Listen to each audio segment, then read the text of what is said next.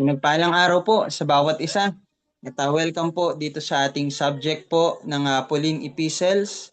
Salamat po sa Panginoon sa pagkakataon na binukas sa atin sa pamagitan ng Mobile Bible School para ang mga sulat po ni Apostol Pablo ay atin pong mabalikan sa pag-aaral. At sa gabay ng Banal na Espiritu Santo ay patuloy po tayong maliwanagan at magkaroon din po ng pag-aapoy ang ating puso, pananampalataya, paglilingkod po at pamumuhay ayon po sa kalooban ng Diyos. Tayo po ay manalangin na po sa ating pagsisimula. Aming Diyos na makapangyarihan sa lahat, salamat po. Salamat dahil narito po kami ngayon sa oras at panahon na iyong nilaan para sa amin upang kami, O Diyos, ay magkaroon ng mas lalong kaliwanagan mula sa banal na Espiritu Santo sa buhay ng paglilingkod po ng yung anak, ang Apostol Pablo, na siyang naging kapakinabangan din po sa aming panahon. Salamat sa kanyang mga sulat, Panginoon, na pinadala sa mga iglesia na hanggang ngayon ito po'y napapakinabangan namin upang ang iyong mga salita, aming Panginoong Jesucristo, sa gabay ng Banal na Espiritu Santo ay patuloy po naming malakaran, maunawaan, at ito ay patuloy na maging pundasyon po ng isang maayos na pamumuhay na angkop sa isang tunay na pananampalataya. Salamat po, O Diyos, sa aming itinitiwala sa inyo ang araw at ang oras na ito.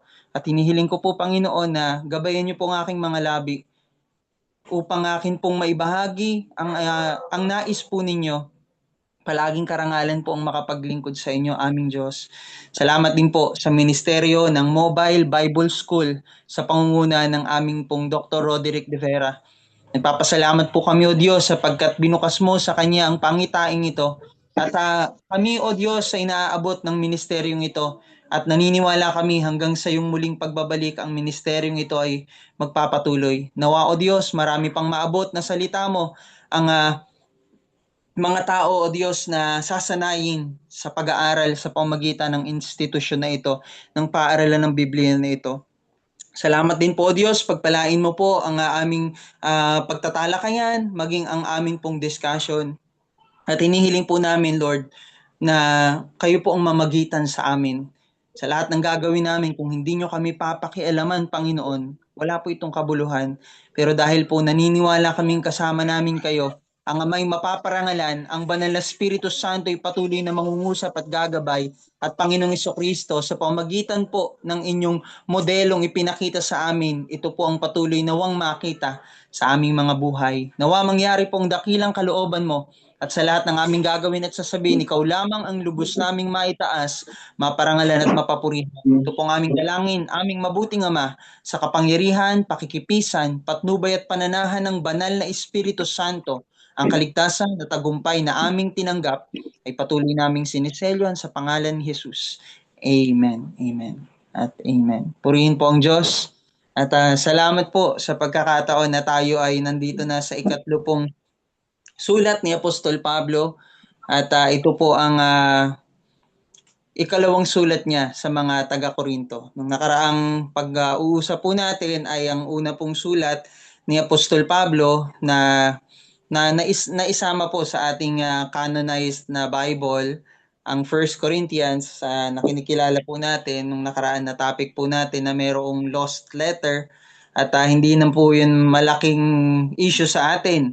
Hindi na natin kailangang alamin yun kung ano man yun, ano po, kung yun ay dumating sa panahon na ma-discover na ito talaga ay authentic, hindi naman po magbabago na ang pamantayan ng ating pananampalataya walang iba kundi ang buhay, ang kapanganakan ng Panginoong Jesucristo, ang kanyang ministeryo sa lupa, ang kanyang kamatayan sa krus ng Kalbaryo, ang kanyang pagkalibing, muling pagkabuhay, ano po, at ang kanyang pagbabalik sa langit at pangakong muling babalik para sa atin. Ito po ang sentro ng ating pananampalataya. Kaya ngayon po, pinag-aaralan natin ang ikalawang sulat ni Apostol Pablo sa mga taga-Korinto.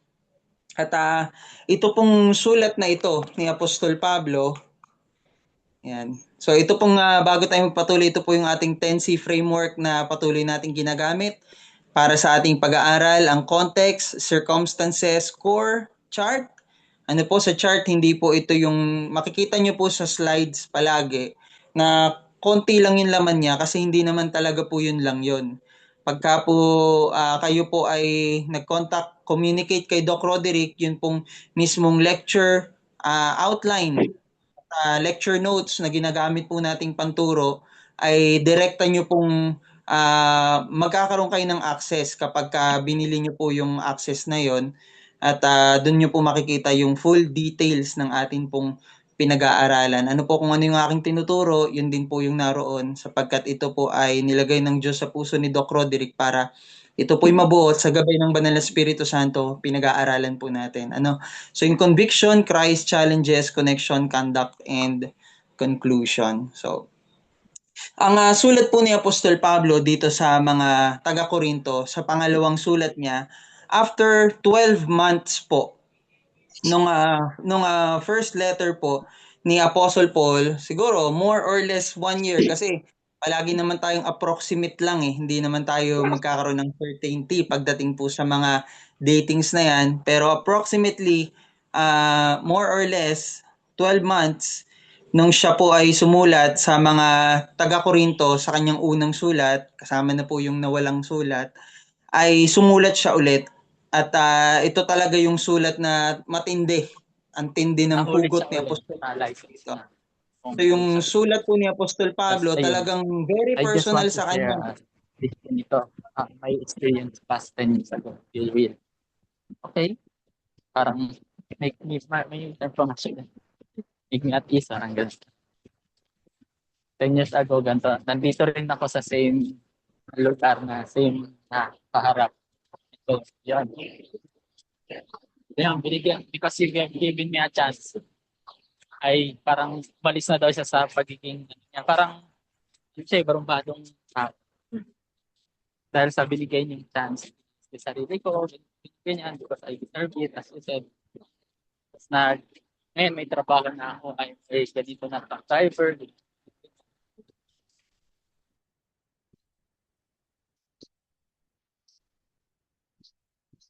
Ayan po. Akala ko nag-share si Doc Roderick. Sorry po. Nagkaroon lang po ako ng space para akala ko po nag-share si Doc Roderick nung time na na nilagay ng Lord sa kanya yung MBS. So balik po tayo dito sa topic po natin sa under po ng context, nung sumulat po si Apostle Paul dito po sa mga taga-Korinto sa pangalawang sulat po niya, ay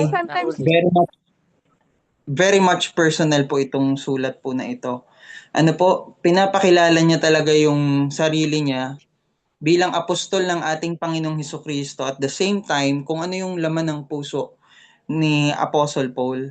Kaya po nakikita po natin yung transparency niya dito at yung pressure na na nararanasan niya, hindi lang dun sa mga hawak niyang iglesia, yung siyang nag-church plant katulad nitong Corinth, 'di ba? Nung una, ang sakit ng puso ni Apostle Paul kasi nabalitaan niya yung mga taga-Korinto nabubuhay sila sa immorality. 'Di ba? Kaya ang sabi ni Apostle Paul, kailangan mapuno sila ng tunay na pag-ibig ng Panginoon kahit sila ay may kaya o mayaman o kaya mahusay, 'di ba? At dito naman sa 2 Corinthians ay may misinterpret or nami-misunderstood siya bilang isang apostle yung calling niya. So, pinapakita dito sa sulat ni Apostle Paul na matindi yung kanyang dinadaanan emotionally at the same time sa kanyang ministry. So, pero andun yung puso ni Apostle Paul talaga para maging parang tatay, mistulang tatay ng mga mananampalataya na parang anak sila na inaalagaan, inuunawa, minamahal. May parating Ano na po? truck. So, Yung truck na walang ayun po. So, ito tubig. pong pagkakataon na ito ni Apostle Paul na siya'y sumusulat. So, Pastor Joshua. nasama po dito yung ay Pastor Joshua. Apo. Excuse me. Apo. Ano po, pamilya po ng mga open ng mic kasi po hindi namin maintindihan dahil may kasabay. Opo. Pasensya na po May kayo. dalawa po open, si Romeo Vicencio at saka po si Pastor Rudy Midal ay naka-open po ang mic. Please lang po, makikita muna po. Opo, Saka po pasensya na si po kayo. Rob. Wait lang po. Bata na Hindi ko po alam natanggalan kung ng paano biko ka pero nabuhay. Rob, naka-open po yung inyong mic. Ayan po. Okay po, Doc. Hanapin ko na lang po. Pasensya na po kayo. Ulitin ko na lang po yung pagsasalita. Thank you po, Doc Joel. Salamat po sa Opo. Thank you. Sige po.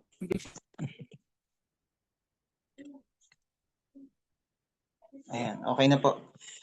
So, ulitin po natin sa simula. Sige po. At ayun po, pinagpalang araw po sa ating lahat. Ngayon po ay nagkasama-sama tayo ulit para pag-aralan po ang sulat ni Apostol Pablo sa mga taga-Korinto. Nung nakaraan po ang sulat ni Apostol Pablo sa mga taga-Korinto sa unang Korinto ay pinakita niya doon kung gaano nalulungkot yung puso po ni Apostol Pablo sapagkat nalaman niya na yung kanyang mga yung kanya pong mga na church plants na mga taga-Korinto ano po ay namumuhay pa rin sa immorality. So dito naman sa 2 Corinthians ay sumulat po si Apostol Pablo sa kanila na mayroon pong grabing emotion. Ano po, sabi nga po dito ay severe letter with tears. Ano po, ganyang kabigat yung emotion po na mayroon po si Apostle Paul nung sinusulat niya yung 2 Corinthians. At ito pong 2 Corinthians ay very personal. Ang sabi nga po ng isang theologian, it is a pouring out of the man himself. 'Di ba po? So makikita natin dito yung dinadaanan ni Apostle Paul emotionally at saka po syempre yung spiritual aspect po ng buhay ng mga taga-Korinto. Yung number one concern po ng ni Apostle Paul sa pamumuhay po ng mga taga-Korinto at meron pa nga pong nakaka-misunderstood o nagsasalita ng laban sa apostleship po ni Apostle Paul. So si Apostle Paul po dito sa kanyang sulat sa mga taga-Korinto sa kanyang ikalawang sulat ay meron po siyang na-touch dito na mga doctrinal matters at nakafocus pa rin sa resurrection. Kung mapapansin po natin, sa mga sulat ni Apostol Pablo, nadadaanan talaga po yung kung hindi man yung second coming of Jesus Christ, yung resurrection ni Jesus Christ. Ano po, kailangan talagang magkaroon ng ganitong klasing affirmation itong mga Kristiyanong ito sapagkat palagi kahit noon pa, palaging binabanggit sa hahayag ng mabuting balita na ang Panginoong Jesucristo ay muling babalik para sa mga sumasampalataya sa Kanya. So ito pong katotohanan ito ay palagi pong pinapaalala ni Apostol Pablo sa mga mananampalataya, lalo na sa mga Gentile Christians. Ano po? So, si Apostle Paul po, ang dami niyang dinadaanan talaga. Siya kasi masipag magsulat, kaya nakita natin kung ano yung kanyang buhay sa kanyang paglilingkod. Na kahit dun sa mga religious leaders ng Judaism, kahit dun sa mga nagpapanggap na Kristiyano, kahit sa mga opisyal ng Roma, kung paanong pinahirapan po si Apostle Paul. Ang dami niyang hinarap na ganitong klaseng paghihirap, mga pagsubok, mga disappointment. So, yan yung mga bagay po na yan ay kasama palagi sa sulat po ni Apostle Paul. At sinabi nga po ni Apostle Paul dito sa Corinthian Church na siya ay bibisita ulit sa kanila. 'Di ba po? So, ang sabi po ng mga Bible scholars na nung si Apostle Paul nga po ay nagsabi nito, kasi hindi natuloy yun yung sinasabi niyang pagbisita. Mamaya madadaanan din natin yun, no? Na yung reliability niya bilang isang apostol at bilang isang nagpapahayag ng mabuting balita, kino-question din ng ilan. So, si Apostle Paul, palagi po nating mababasa sa mga sulat niya na palaging mahilig siya bumate. Kaya kung mayroon pong identity, kasi pagka tiningnan po natin yung mga epistles sa mga writers po ng mga biblical books sa New Testament, palaging merong pong pattern na nakikita po yung mga Bible scholars kung paano ma-distinguish kung sino yung talagang nagsulat nitong mga sulat na ito. At si Apostle Paul nga po, meron siyang ganitong klaseng identity kapag nagsisimula po siya ng sulat niya. Si Pablo, na apostol ni Kristo Jesus, sa pamagitan ng kalooban ng Diyos, at si Timoteo, na ating kapatid sa iglesia ng Diyos na nasa Korinto, kasama ang lahat ng mga banal na nasa buong Akaya. Ano po? So, pinakilala po ni Apostle Paul yung sarili niya na apostol siya ng Panginoong Jesucristo, di ba po? Siya ay representative ni Jesus at legitimate. Ano po? Legit yung kanyang pagiging apostol sapagkat siya ay tinawag o kinilalang apostol sa pamagitan ng pagkakahirang ng Panginoong Jesucristo sa kanya at hindi ng kung sino man pong mga tao. So, hindi self-appointment yung kanyang pagiging apostol, kundi yung kanyang pagiging apostol ay sa pamagitan po ng kalooban po ng Diyos. So, ito yung pag-affirm niya, ano po, sa kanyang legitimacy sa pagiging apostol. At ito po ay palaging makikita natin sa sulat ni Apostle Paul. Isang ma-appreciate din po natin sa mga sulat na to, na dumaan si Apostle Paul sa maraming paghihirap. Ano po? Maraming pagsubok. Pero niloob ng Diyos ang lahat ng mga yon para sa panahon po natin, meron po tayong mabasa na mapakinabangan po sa ating pananampalataya. Kaya salamat po sa Panginoon sa pamagitan po ng sakripisyo ng mga naunang mananampalatayang Kristiyano, nag-aani po tayo ng kanilang mga tinanim. Ano po? Kaya salamat po sa Diyos.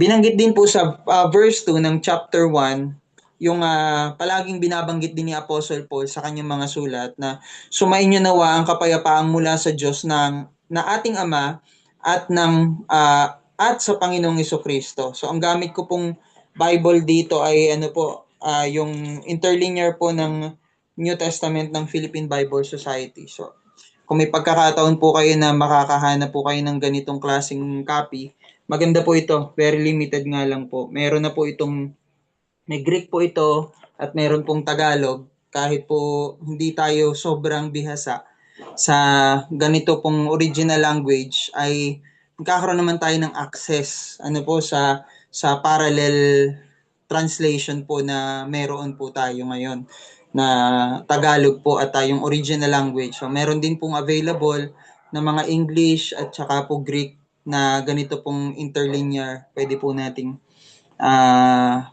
po tayong mag-invest at makapagbasa po ng Bible sa pamagitan po ng ganung paraan.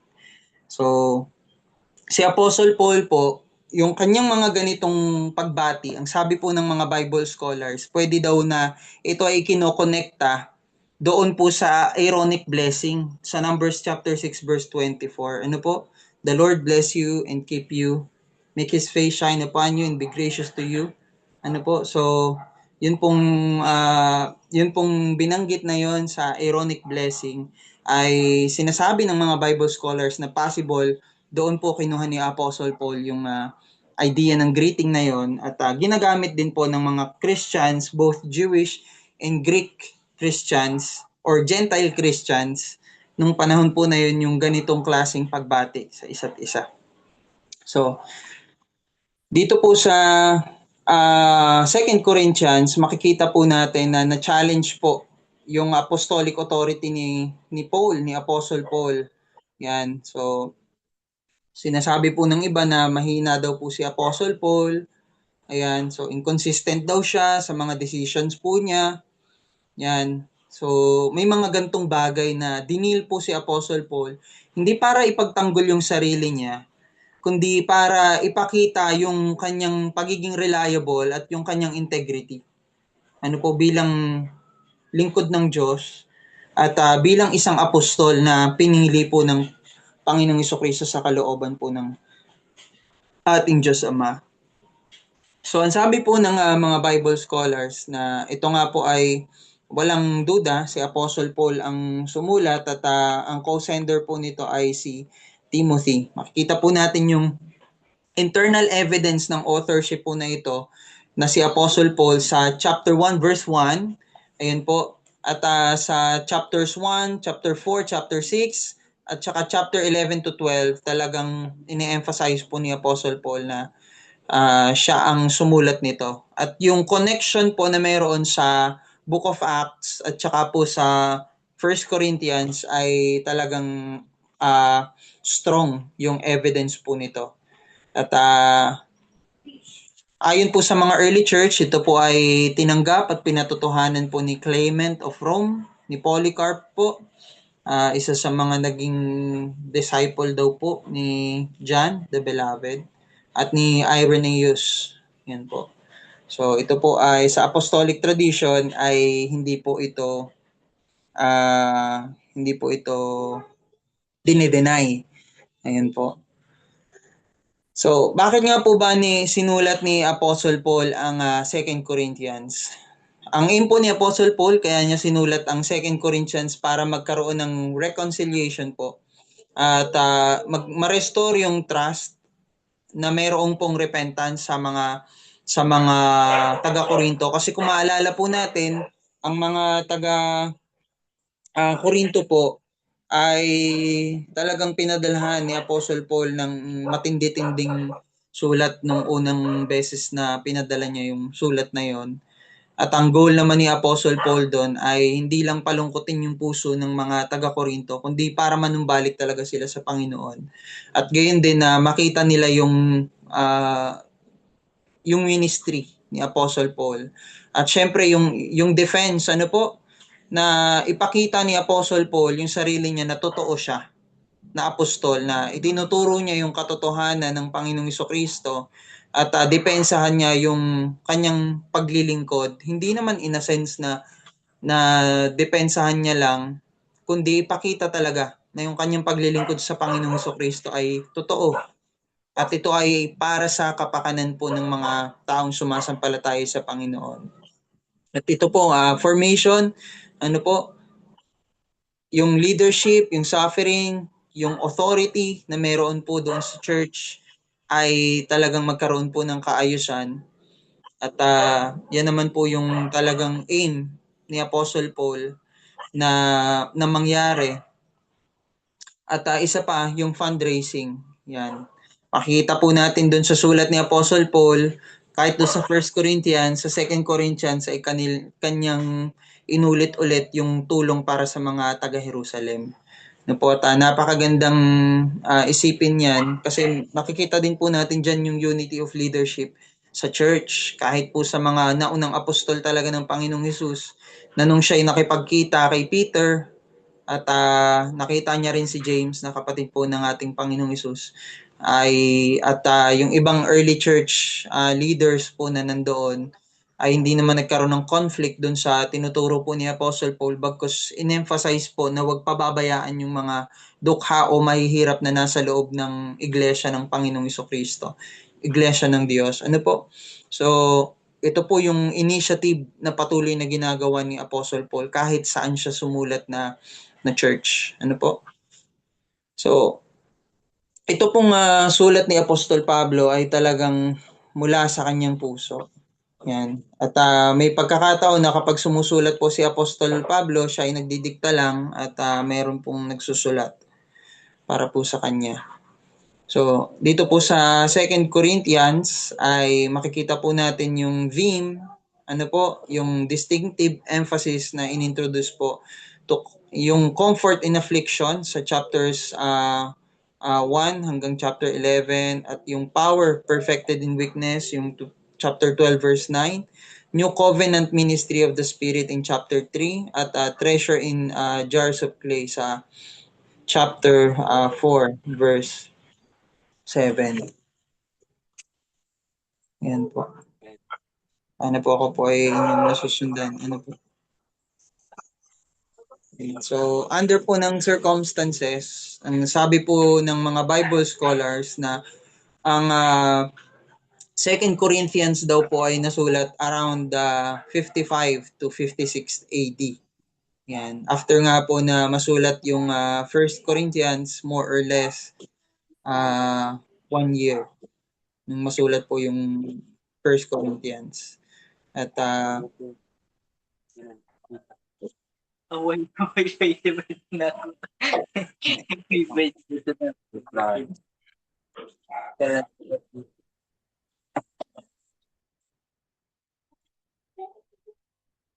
ayan, okay na. So yun po, ito nga po ay tinawag din ng mga Bible scholars na ito po ay severe letter. At si Titus po, nung dumating siya, at nakita niya kasi, nakakatuwa po pagka mamaya, siguro mamaya or ngayon, madadaanan natin yung si Titus kasi ina-expect ni Paul na pag pumunta siya sa ah ayan, sa Troas ay makikita niya po si Titus doon. Pero nung pumunta siya, hindi niya nakita si Titus. Tapos umalis siya at nakita niya ulit si Titus. Ano po? Ay, nakita niya si Titus. So umalis siya sa Troas. Tapos dumaan siya sa agency. Hindi po agency ano na yung trabaho. Ay, ang spelling po nun Aegean. Yan, agency. Ano po, so agency. Yan, nung dumaan siya doon, pumunta siya ng Macedonia at hoping siya na makita niya si Titus doon. Yes yun, at last nakita niya na si Titus. So iniisip ko lang nung time na yun, paano kaya sila naghahanapan? Ano po? Kasi ngayon, madali tayo kasi may communication tayo, may cellphone, may internet, pero noon, paano kaya nila hinahanap yung isa't isa? Parang ang interesting lang po kung paano yung way of communication nila. Paano nagkita si Apostle Paul, kung paano yung usapan nila na makapag-meet sila sa isang lugar at yun nga nagkakakita-kita po sila doon. So nung nakita po ni Apostle Paul si Titus sa chapter 7 verse 6 to 7 mababasa rin po natin doon na sa pag-uusap po nila ay may balitang maganda si Titus na marami pong nagsisi na mga taga-Korinto doon sa unang sulat po ni Apostle Paul. Meron din siguro mga hindi. Ano po, pero marami ang nagsisi, nalungkot, ano po, nanumbalik sa pananampalataya nila sa Panginoon. So, meron din pong iba na talagang nanatili na ino-oppose po si Apostle Paul. Kaya po matindi yung matindi po yung kanyang tono na pagdating ng chapter 10 hanggang chapter 13. Talagang andun na yung kanyang pag-emphasize sa mga gusto niyang sabihin. So, ang sabi po ng mga Bible scholars, ano po na ang location po, primary location po na nung sinulat po ni Apostle Paul itong 2 Corinthians ay sa Macedonia. Ayan, sa Macedonia na niya po ito nasulat. At pwede daw pong sa Philippi or sa Thessalonica. So, kasi ito pong mga churches na ito ay kabilang po sa Macedonian Church. At sa Macedonia po, makikita po natin kung paanong si Paul din ay dumanas po siya ng mga matitinding karanasan doon at yung encouragement po ay ganun din na ginagawa ni Apostle Paul sa mga mananampalataya na kanyang sinusulatan. Kaya makikita po natin yung kanyang tono kung paanong sobrang emotional po si Apostle Paul sa kanyang sulat po dito sa mga taga-Korinto. So si Apostle Paul po binanggit po dito sa 2 Corinthians na gusto niya ngang bumisita doon po sa Corinthian Church ulit. At sinabi niya nga na pupunta siya doon. Ayun po. At nagkaroon kasi ng open doors ng ministry sa Troas, ano po, sa Macedonia. At yung 1 Corinthians sa Ephesus niya po yung nasulat. Pero hindi nga po yun ang nangyari. So, makikita po natin na yun yung mga situation kung bakit nagkaroon po ng conflict. Yun pong kay Apostle Paul na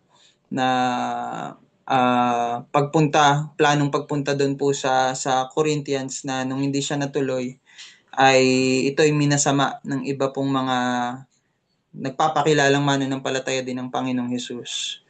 So, yung majority po ay nagsisi at yung minority po na natili na matigas talaga yung puso nila, yung ulo nila po, na hindi sila nagsisisi at nanunumbalik sa Panginoon. Bagkus pinapakinggan po nila yung mga ibang nagpapakilala din na sila ay mga apostol o tagasunod ng Panginoon at nagpatuloy sila sa ganong klaseng pamumuhay.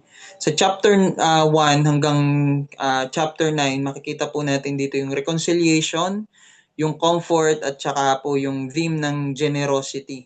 At sa chapters 10 hanggang chapter 13, ito po yung confrontation, yung warning, at saka po yung tinatawag po na apostolic defense. Yan.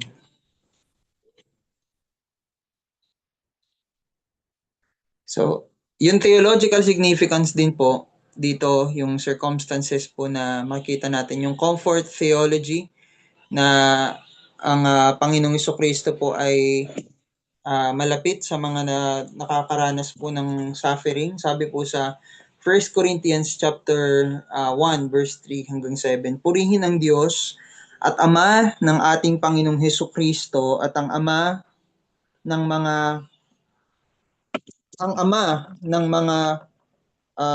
kaawaan at Diyos ng lahat ng kaaliwan. Yan.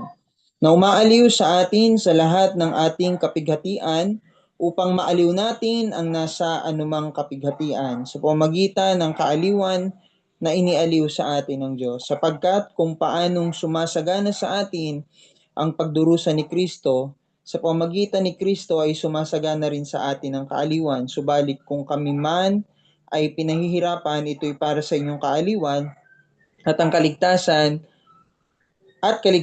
at kung kami ay inaaliw, ito ay para sa inyong kaaliwan na inyong dinadanas kapag kayo'y matyagang nagtitiis ng gayon ding paghihirap na aming dinaranas.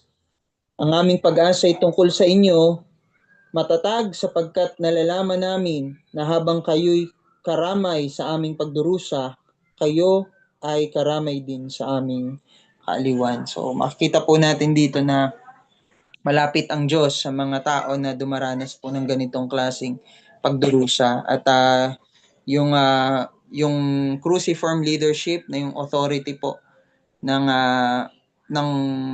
mga mananampalatayang Kristiyano, lalo po si Apostle Paul, at yun nga po na ang mga sumusunod po sa Panginoong Jesucristo ay dumaranas nga rin po ng ganitong mga klaseng paghihirap, katulad po ng paghihirap ng Panginoong Hesus sa krus na tayo naman ay hindi ganun kabigat pero tayo ay inuusig din. Ano po?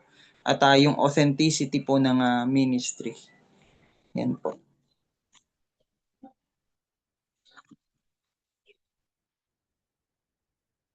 Yan. So ito po yung core. Yan. 2 Corinthians is not primarily doctrinal treatise or problem-solving letter. It is a pastoral theology written in pain, explaining how the gospel sustains authenticity in ministry when obedience results in suffering rather than success.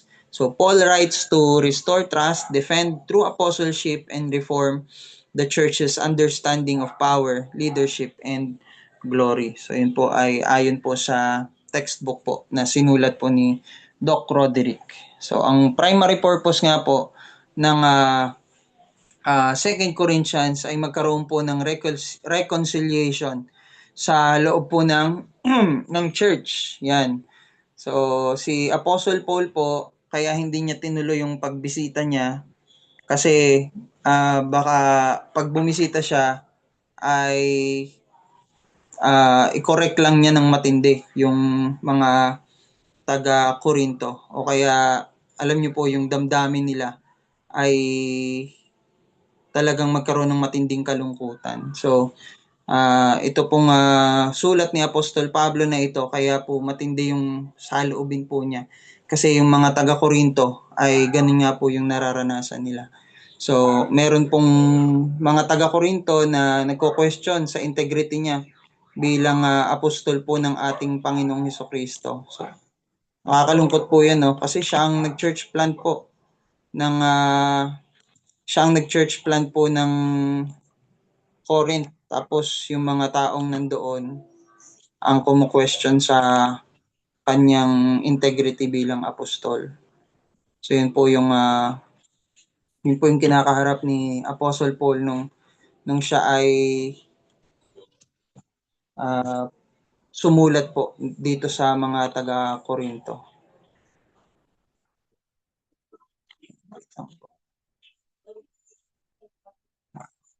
At yun nga po yung pagsasalita niya tungkol sa kanyang pagiging apostol na siya ay totoong apostol, 'di ba po? So si Apostle Paul, sinasabi niya na siya ay fit to serve. Ano po? Pagdating sa pagiging apostol.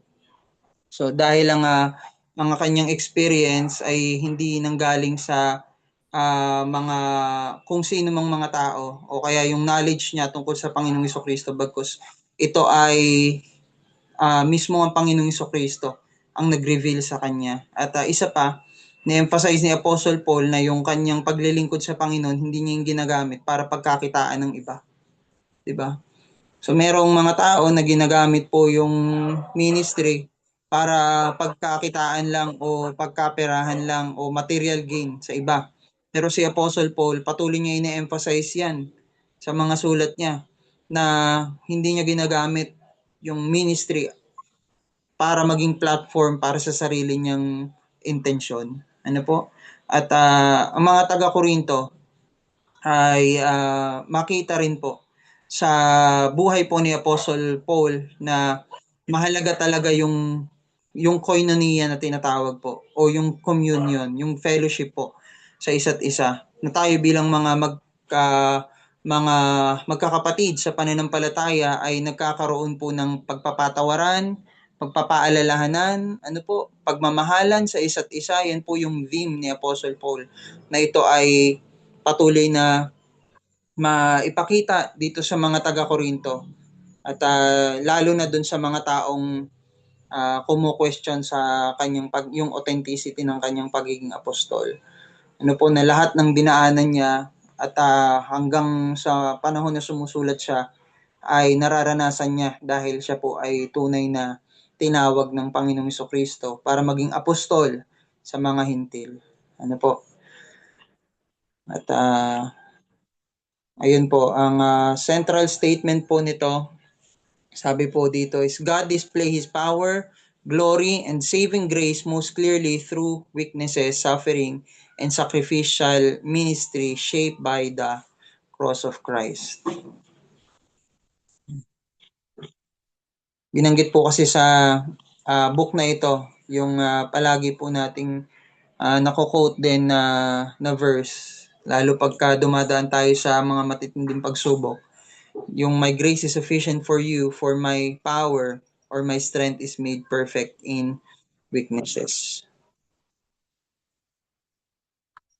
Ayan. So pagdating nga po sa chart ay nandyan po yung prologue, yung pastoral comfort, perspective, Paul's integrity defended, proclamation, power of a new covenant ministry, plea, Paul's pastoral appeal, participation, principles of generous partnership, polemic, Paul's powerful defense, and postscript, yung parting exhortation and ano ito? Praise. Okay po. So, yung most detailed ano po niyan ay nandun sa atin pong textbook na ginagamit. Pwede po kayo magkaroon ng access nun. Mag-communicate lang po kayo kay Doc Roderick. At napakaganda po niyan kasi makikita nyo po dun yung detailed outline chart. At kung gagamitin nyo nga po, ang lahat ng mga informations po na ito sa pag-aaral po ninyo ay magagamit nyo po sa mga reference sa mga Bible study po, lalo kung isi-series nyo po yung mga books po na ito. So,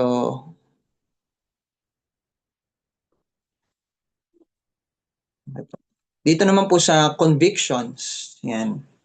Paintulutan niyo po akong basahin mula sa ating textbook. This section identifies the governing theological conviction that shape Paul's argument throughout 2 Corinthians. These are not abstract doctrines. They are truth forged in suffering, applied to leadership, ministry, generosity, and perseverance. So ito po yung mga themes na makikita natin dito sa 2 Corinthians. Ito po ilan lang.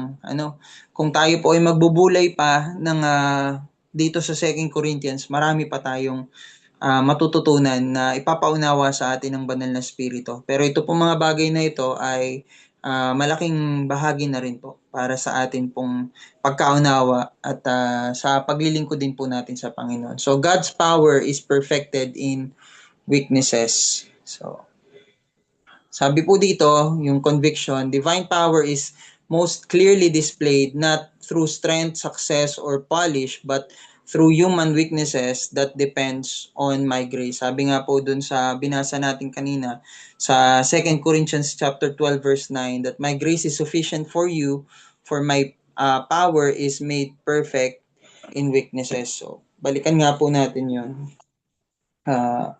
Yung passage po na yun sa Bible. Basahin po natin dito sa Tagalog version. 2 Corinthians chapter 12 verse 9. Yan. Subalit sinabi niya sa akin, ang aking biyaya ay sapat na sa iyo sapagkat ang aking kapangyarihan ay nagiging sakdal sa kahinaan. Ako'y lalong nagmamalaki sa galak sa aking kahinaan upang ang kapangyarihan ni Kristo ay manatili sa akin. Yan. So dito po binabanggit yung thorn in the flesh na pinagpray ni Apostle Paul para ito ay alisin sa kanya ng Panginoon. Pero hindi nga po tinukoy kung ano yon, kung ito ba ay yung kanyang yung naapektuhan ng kanyang mata nung siya ay nabulag, nung na-encounter niya yung kagilagilalas na liwanag ng Panginoong Hesus nung road to Damascus, o kung anong bagay yon na maituturing niyang kahinaan sa kanya. Pero pinakita po dito na yung pagtitiwala sa Panginoon na habang tayo ay mahina, mas lalong nahahayag ang lakas ng Panginoon sa atin. So ito po yung palaging ipinapaalala sa atin dito sa sulat po na ito ni Apostol Pablo.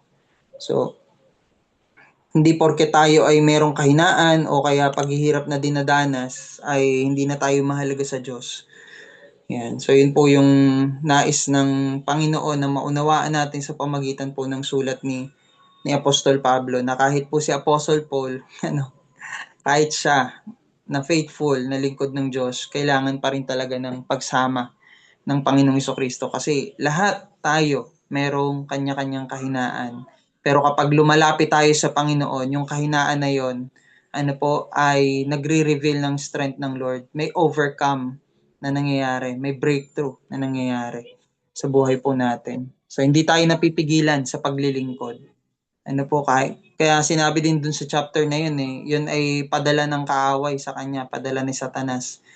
At yun nga po yung authenticity ng ministry po ng bawat mananampalataya, hindi lang ni Apostle Paul. Yung tinatawag po dito na authentic ministry is cruciform, na ang isang naglilingkod sa Diyos, sa Panginoong Jesucristo, ay mayroon pong marka ng tunay na pagbata ng krus ng ating pong Panginoong Jesucristo.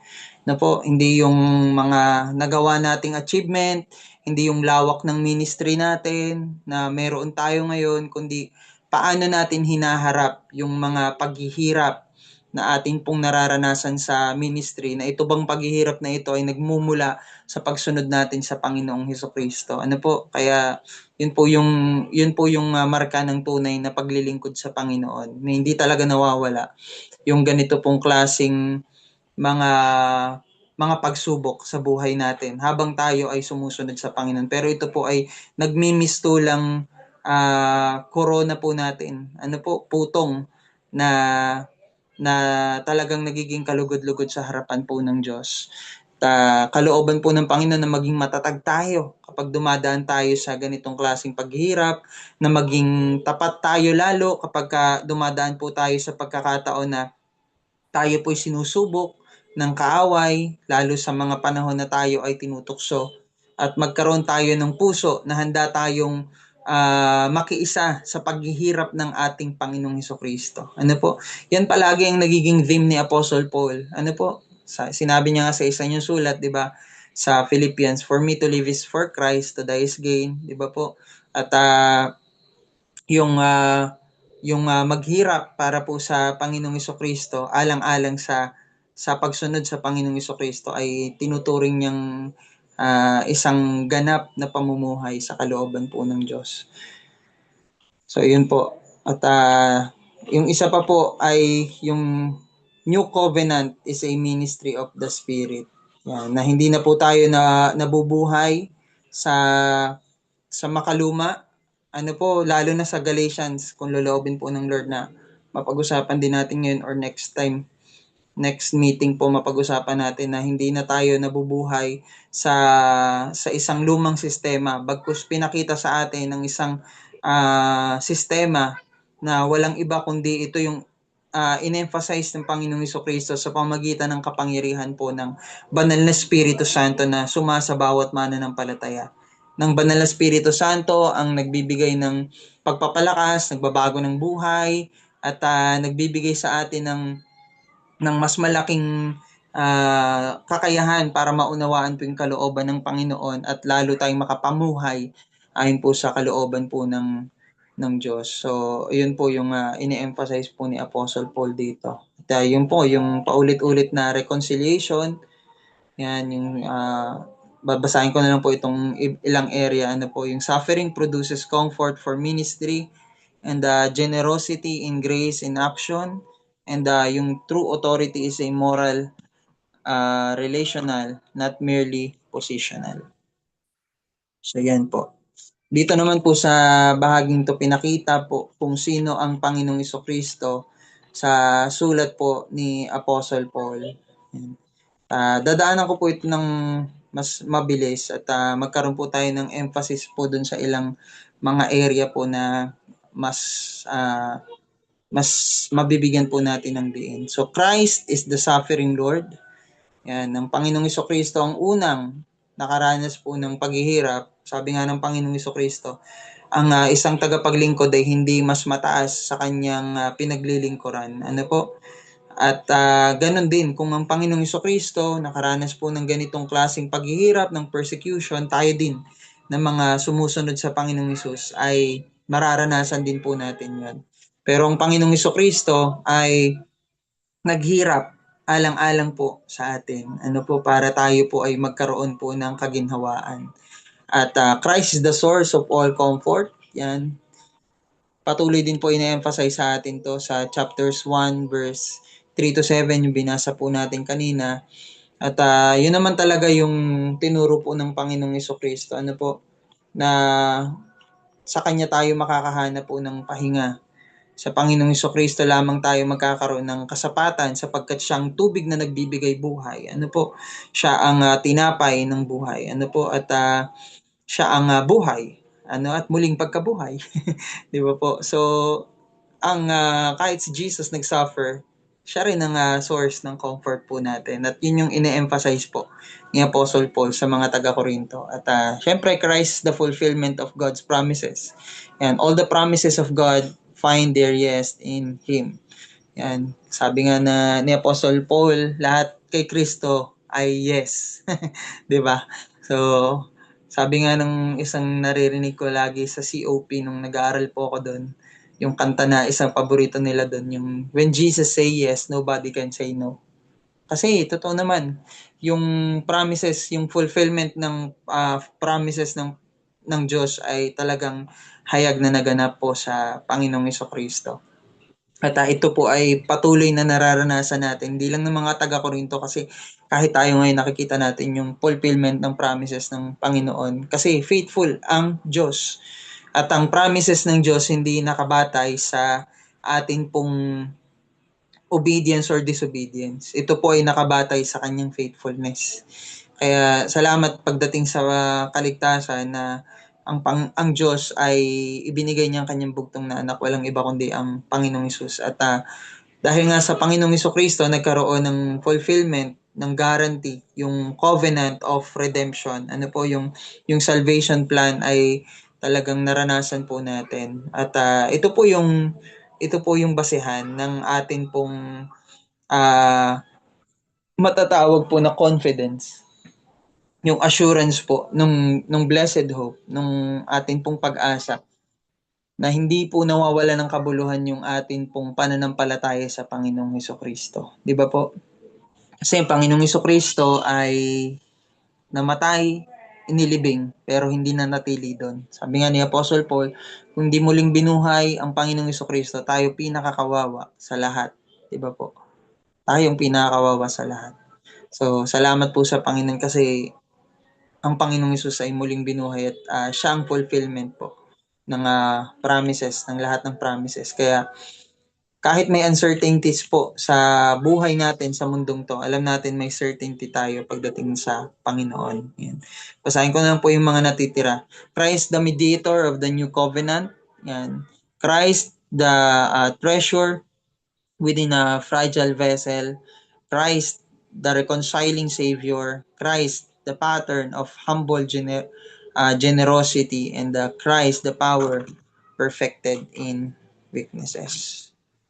So ito naman po yung mga naging challenges dito po sa Second Corinthians. Sabi po dito, Second Corinthians contains the most personal, complex, and debated text in Paul's letter. Yan. At ito nga po yung isa, yung travel plans po ni Apostle Paul. Yan. So, kinwestiyon po yung integrity ni Apostle Paul dito kasi sinabi niya daw pero hindi niya ginawa. Di ba po?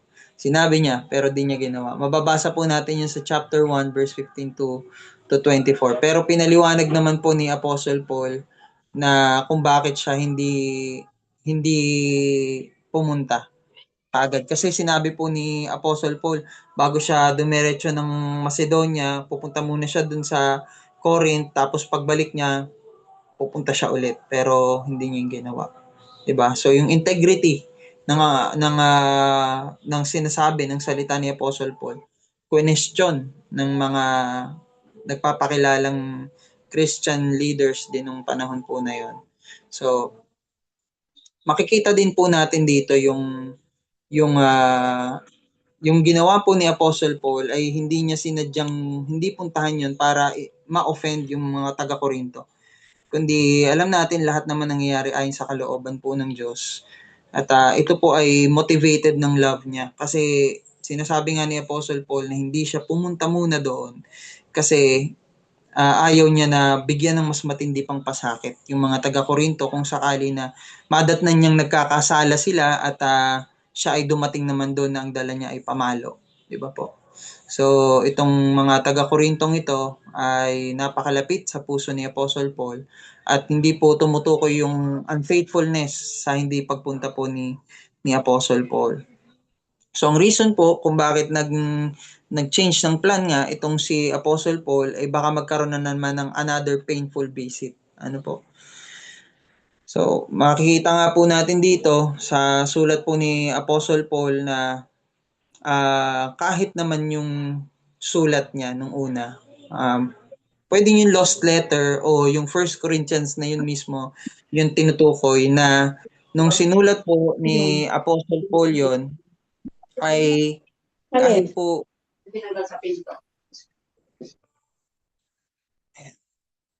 kahit po may mga tao na nag-o-oppose, meron din naman dun sa mga sulat niya na kinilos ang Diyos sa puso niya at siya ay nagrepent. At sinasabi nga po ni Apostle Paul dito na patawarin na yung taong yun. So, basahin po natin yun na 2 Corinthians chapter 2 verse 9. Sabi po dito sa sulat po ni Apostol Pablo, sapagkat ito ang dahilan kung bakit ako sumulat upang aking masubo kayo at malaman kung kayo'y masunurin sa lahat ng mga bagay Ang inyong pinatawad ay pinatatawad ko na rin. Ang aking pinatawad, kung ako'y nagpatawad, ay alang-alang sa inyo sa harapan ni Kristo. At ito ay aming ginagawa upang huwag kaming malamangan ni Satanas sapagkat kami ay hindi mangmang tungkol sa kanyang mga balak. 'Di ba?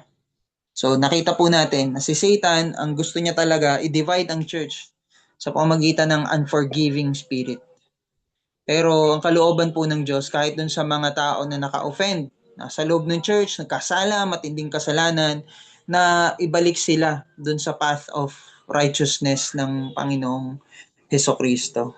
So, ang original plan nga po ni Apostle Paul sa kanyang pagbisita ay pagka pupunta nga siya doon, tapos pagkabalik niya galing sa Macedonia ay pupunta ulit siya sa Corinth. Pero hindi nga po 'yun nangyari.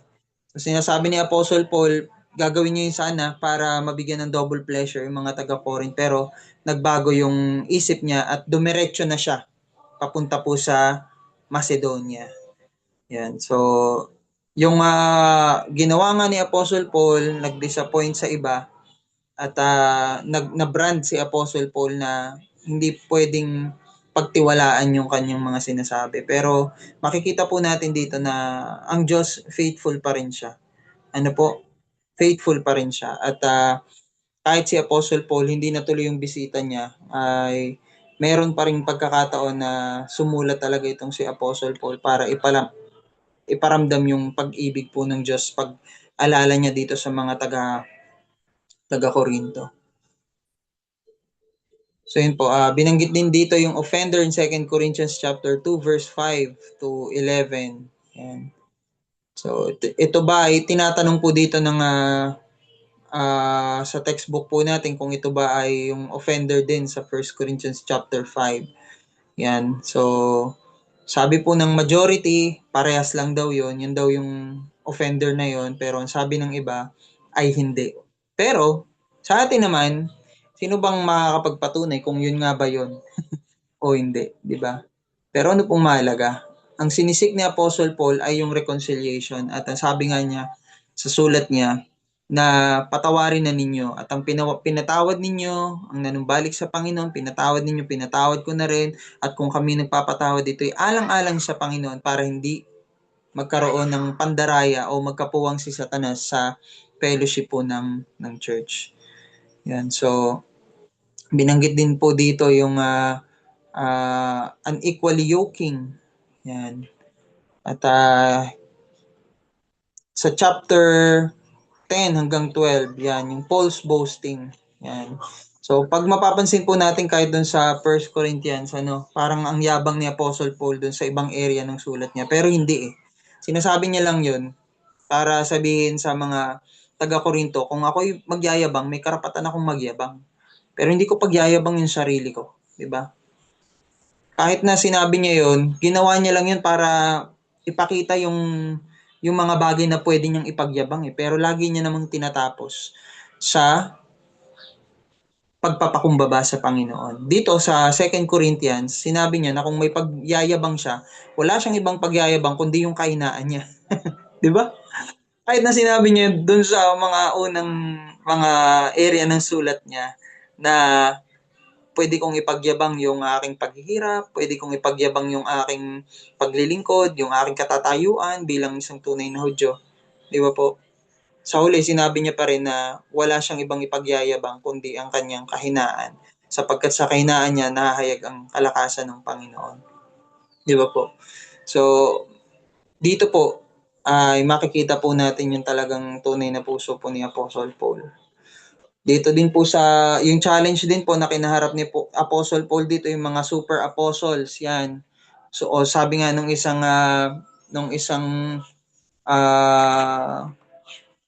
tawag doon, theologian, superlative apostle, yung mga nagpapakilala na sila yung talagang tunay, sila yung authentic, hindi pinangalanan ni Apostle Paul kung sino yung mga taong yon o yung taong yon, di ba po? Pero binanggit niya yun sa sulat niya sa 2 Corinthians chapter 11 verse 5 at saka sa chapter 12 verse 11. Sabi po sa 11 verse 5. Ayan. Basahin po natin.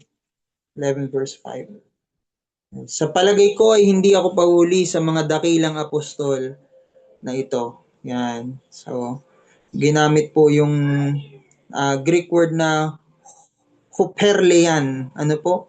Huperlean. Yung salita po na yun ay magagaling. Ano po? So, sa iba, nagmamagaling. Ano po? Sa 12 verse 11, yan, binanggit din po yun ni Apostle Paul. Sabi po dito, ako'y naging hangal. Pinilit ninyo ako, sapagkat ako ay dapat ninyong purihin, sapagkat ako ay hindi hamak na mababa sa mga dakilang apostol na iyon kahit na ako'y walang kabuluhan. So, yun po. At yung same Greek word po na huperlean, apostolon, ay yun po yung ginamit po para sa mga taong papakilalang ito na sila yung authentic na mga apostles. At uh, yun po yung mga hinaharap ni Apostle Paul. Marami po sa mga taong to, mga papakilalang Kristiyano ay nanggaling po sa mga Hudyo mismo. Makikita po natin yan sa lahat ng sulat ni Apostle Paul. Biruin niyo po yun. May persecution si Apostle Paul sa mga religious leaders ng Judaism. May persecution si Apostle Paul sa Roman officials. Ano po? At may persecution din si Apostle Paul sa mga mananampalataya Kristiyano na nagpapakilalang sila ang authentic na Christian leaders. Yan ang matinding kinakaharap po ni Apostle Paul. Di ba po? So, pinapakita ng mga taong ito, kung sino man sila, na sila ay mas mahusay at mas magaling kaysa kay Apostle Paul.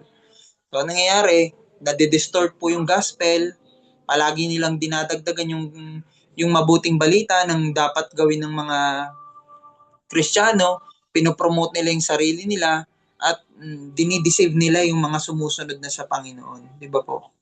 So si Apostle Paul yung nag-church plant ng Corinth, pero kung makikita po natin, pagdating ng mga taong to, ay nag-iiba yung trato nila kay Apostle Paul. Nakakalungkot kasi kahit po sa panahon natin ngayon, nangyayari yan eh. Sasabihin ng iba, galing kami sa ganitong church, kami lang yung dapat kilalanin nyo kasi kami yung galing ang lineage ng aming relihiyon sa sa mga apostol. Asan yung nyo? Yung apostolic lineage ninyo, authenticity ng ayaw naming maniwala sa inyo. Sasabihin naman ng iba, sa Bible school ba yan nag-graduate? Sino bang nag-commission dyan? Di ba? Kahit po sa panahon natin ngayon, nangyayari po yung mga ganyan. Kinikredit nila yung sarili nila sa pamagitan ng pinanggalingan nila na pagkakakilanlan. Pero si Apostle Paul, mapapansin po natin kahit dun sa unang sulat niya, na sa mga unang bahagi ng sulat niya, na hindi siya kinumission ng mga apostol sa Jerusalem. After niya na ma-encounter si Jesus sa Damascus, pumunta siya ng Arabia. After pa noon, sa kanya na-meet si Peter. Wala na siyang ibang na-meet na original na apostle ni Jesus, kundi si Peter at si James na kapatid ni Jesus. Nung time na ito na sinulat po ni Apostle Paul itong 2 Corinthians. Diba? So sinasabi niya na yung pagkatawag niya, kalooban ng Diyos at authentic to. Kasi si Jesus mismo yung sa kanya, naglagay sa kanya ng apostleship na yun. Nakakalungkot kasi kahit sa panahon natin ngayon, sasabihin ng iba, dito kami church na galing. Di ba? Sasabihin pa ng iba sa mga Kristiyano, yung pastor mo, sa ganito lang yan nag-aral. Hindi credited yan ng mga ganito. O kaya, yung pastor mo, inordain lang yan ng ganito, pero wala namang power na mag-ordain yung ganyang organization, religious organization. Kasi wala naman silang apostolic succession of leadership, di ba? Kakalungkot. Nabe-brainwash tuloy yung mga mananampalataya. Imagine nyo po, yun nangyayari dito sa time na to. Pero si Apostle Paul, hindi niya ginagawa to para ma-preserve niya na maging loyal sa kanya yung mga Kristiyano. iniingatan niya yung puso ng mga to. Kung mapapansin po natin sa sulat ni Apostol Pablo, grabe kakaiba talaga kung paano niya pagsabihan yung mga Kristiyano na layuan nyo itong mga ganitong katuruan dahil itong mga ganitong katuruan naglalayo sa inyo sa tunay na kalooban ng Panginoong Jesucristo. Meron po akong excerpt dito sa aking naging sermon dun po sa nasulat ko pong libro na The Word, the Cross, and the Blood. Yan. Kung nakikita nyo po, babasahin ko na lang po itong area na to. Sabi po dito, Christianity without the cross will never lead to the real Jesus. Yan.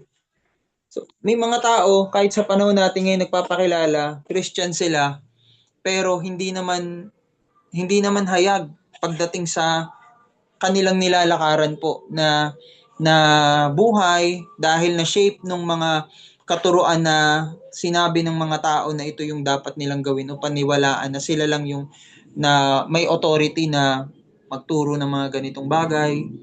Ano po? So, itong mga bagay na to pinaharap ni Apostle Paul. Yan, yung ito pa yung Paul's vision and the third heaven. Di man binanggit ni Apostle Paul dito na siya yon, pero sabi po ng mga theologians, mga Bible scholars na tinutukoy ni Apostle Paul na nakarating sa third heaven ay siya. Ano po? At ayun po yung thorn in the flesh ni Apostle Paul.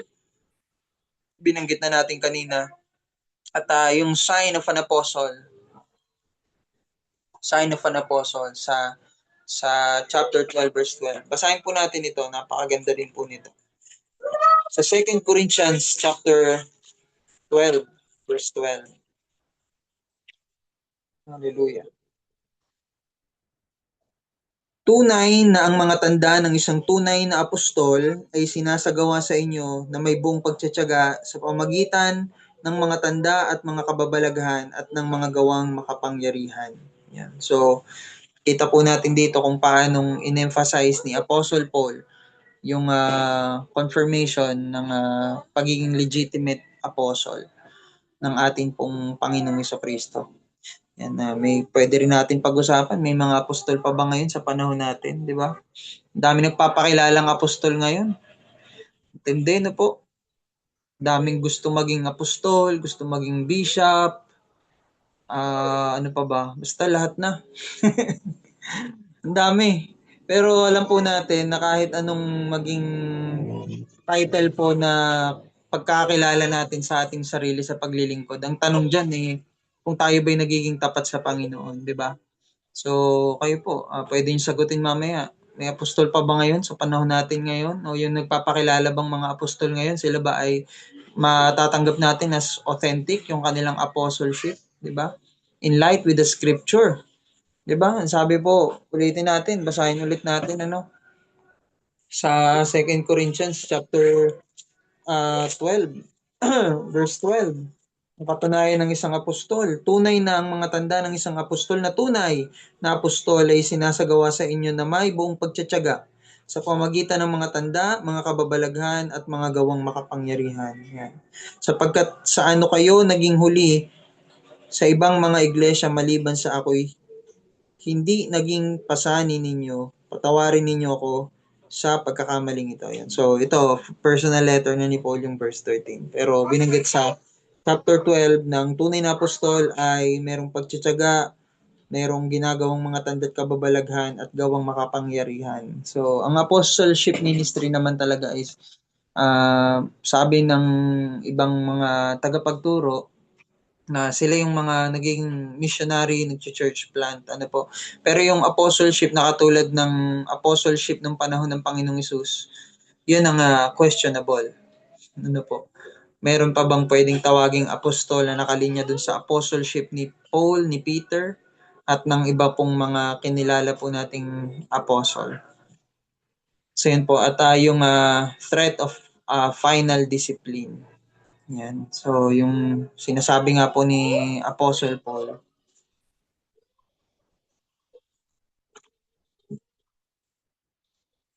So, yun yung connections po. Napakahalaga din po ng connections po na to sa Old Testament.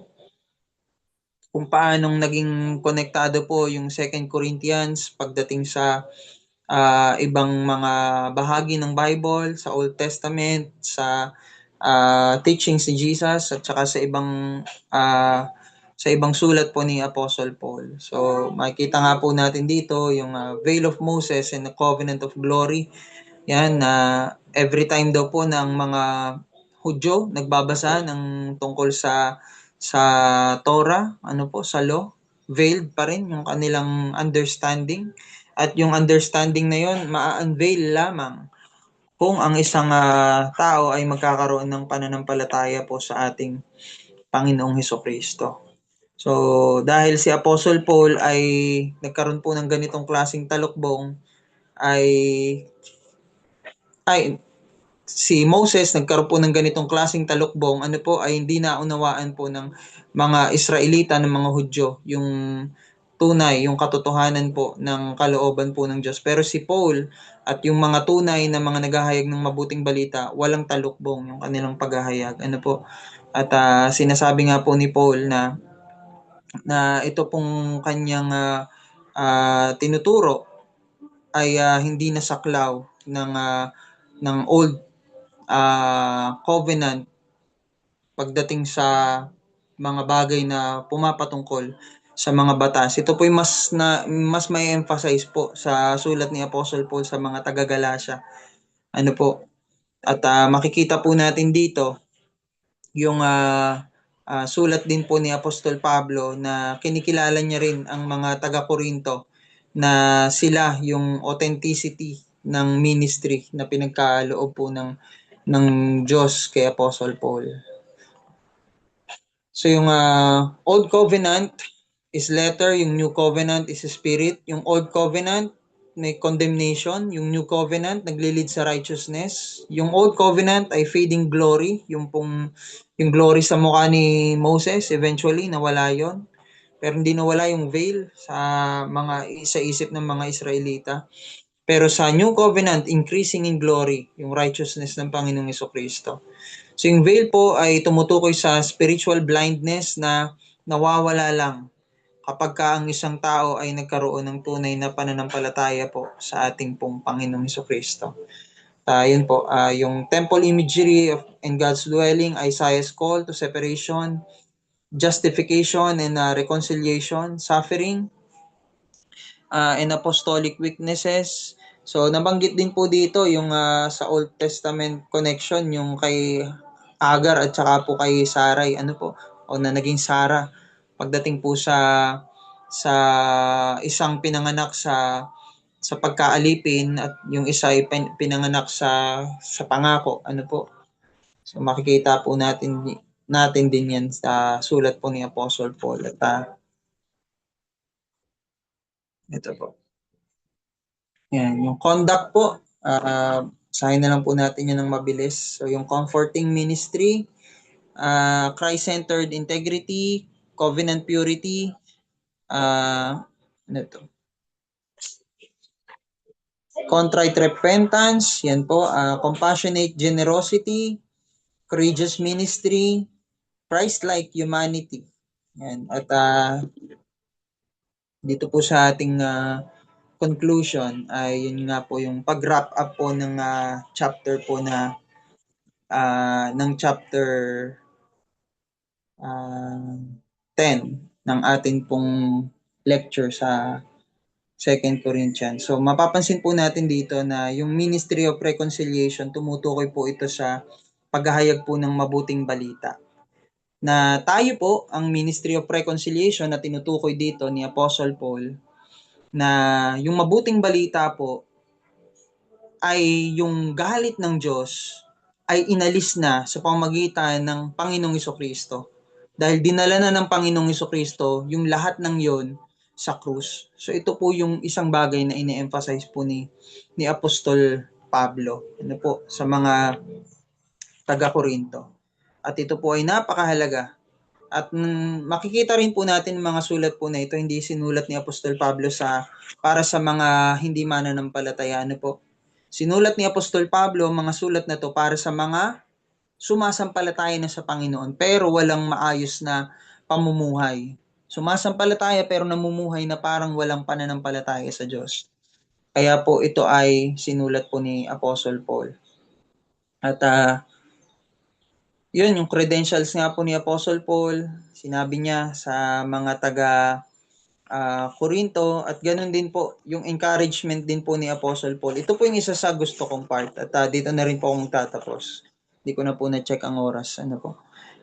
Na kahit po ganun, na sumusulat po si Apostle Paul ng correction para sa mga tao po na kanyang kinokorek, mga mananampalataya sa Corinth. Hindi po niya nakalimutan na ilapit po yung mga mananampalataya din na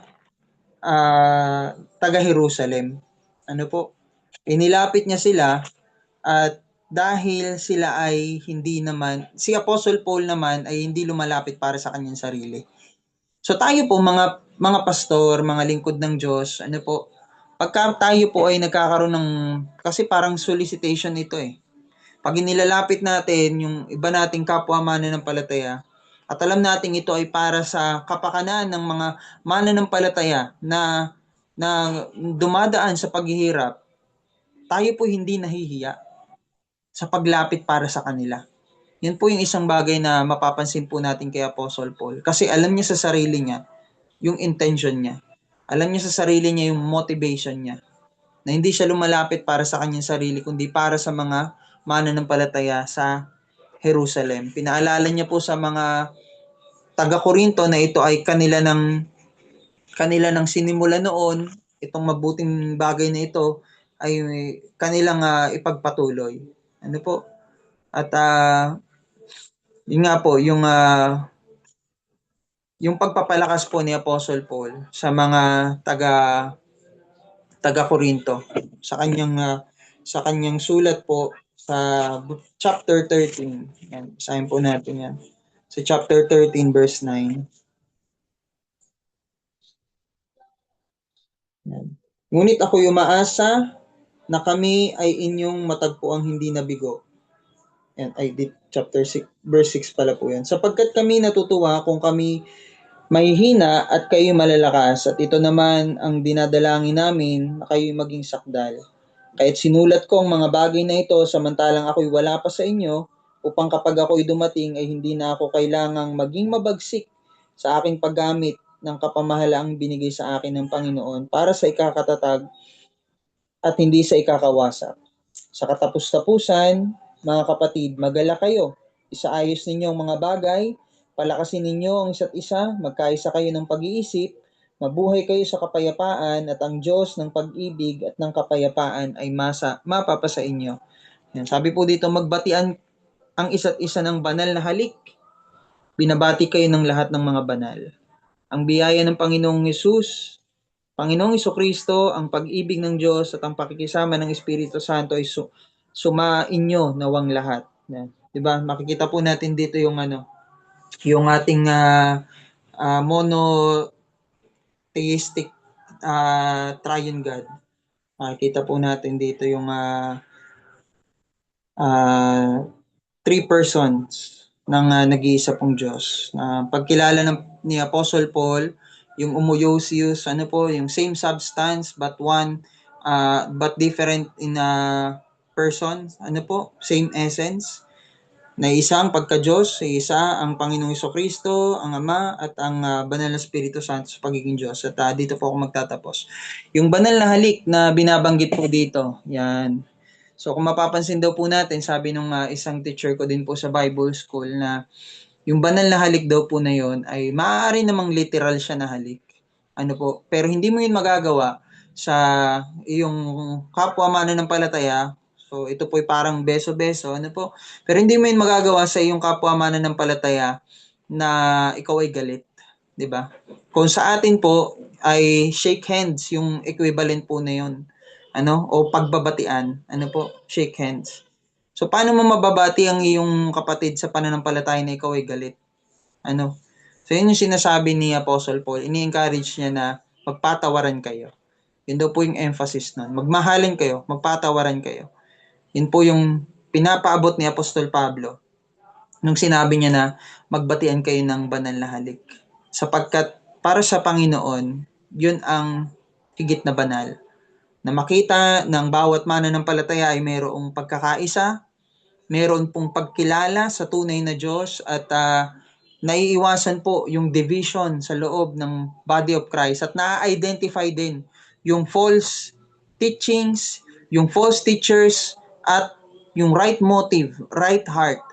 Ito po yung palaging ine-emphasize sa atin. Pag nakita po natin yung sulat po ni Apostol Pablo, ito po yung palagi niyang aim. Ano po, magkaroon ng malalim na pananampalataya ang bawat Kristiyano at magkaroon din po ng maayos na relasyon ang bawat mananampalataya sa isa't isa. Ano po? Sabi nga ng Panginoong Jesucristo sa John chapter 17, ano po, na kung paano ang Ama at ang Panginoong Jesucristo ay maging isa, tayo rin po bilang mga mananampalatayang Kristiyano ay magkaroon ng pagkakaisa na tulad po nito. Pinagpala po ng Diyos ang kanyang mga salita at kung kayo po ay meron pong nais ibahagi din dito po sa ating pagtatalakayan o kaya po meron kayong nais po na itanong, nandito po ang Pastor Roderick at kami po na mga maaari din pong sumagot o yung mga nais din pong makipagtalakayan. Gayon din po sa mga bahagi na hindi ko po nabanggit. Napakarami pa po nito kung ating pong isa-isahin na pag-usapan pero pwede po ito magkaroon ng paglilinaw sa ating pong pagtatalakayan. Sa Diyos po ang lahat ng papuri. Salamat po sa Panginoon.